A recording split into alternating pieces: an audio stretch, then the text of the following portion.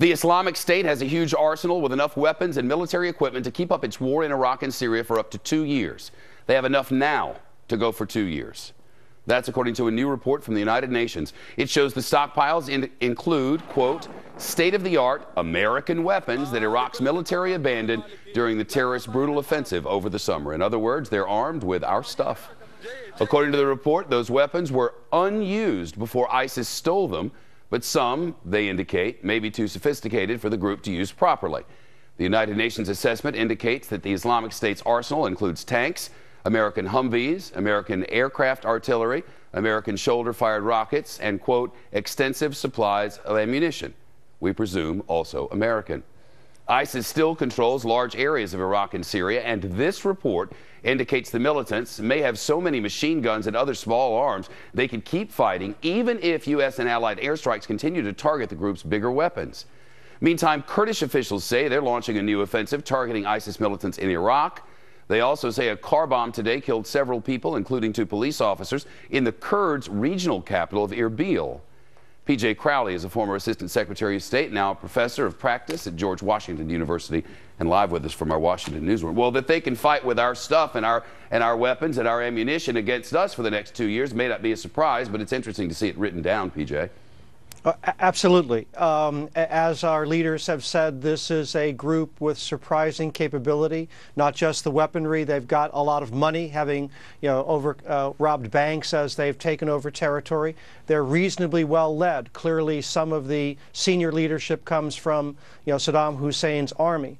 At the same time, they do have weaknesses. I think the strategy for the United States and the West is to begin to seal off their external sources of funding, try to stop them from being able to put oil on the black market, and particularly important, seal off their ability to replenish their troops with foreign fighters from other countries. I heard one analyst, PJ, say that what we really need to do is make them fall from within, to make their brutality so impressed upon the people that maybe the people who are fighting with them will say, this is too much.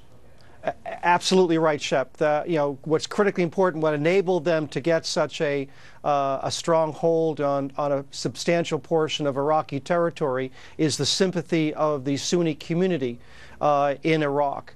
We've gone from Prime Minister Maliki to Prime Minister Abadi. He's made some promises in terms of inclusive governance. Now he's got to deliver. There is the potential to see a repeat of the Anbar awakening as we saw in 2007, 2008, but that's up to the Iraqi government. What do you think would happen? I've just reported that according to the United Nations, they have weapons which would shoot our aircraft out of the sky. What if they shot down a couple of our choppers and beheaded a few of our servicemen? What do you think might happen then?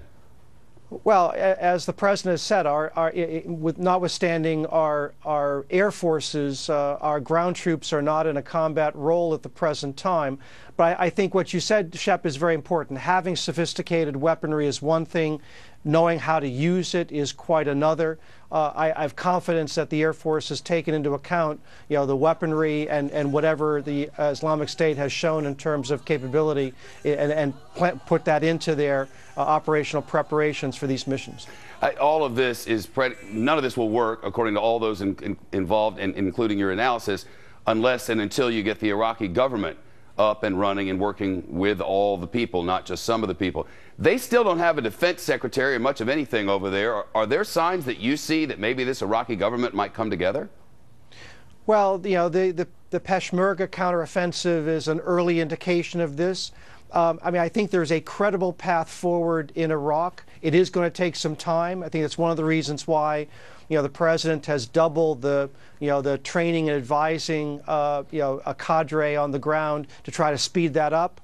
This is going to take months to get the Iraqi house in order. Obviously, when you cross over the border into Syria, that's a much longer, much more difficult calculation. That's going to take years for sure.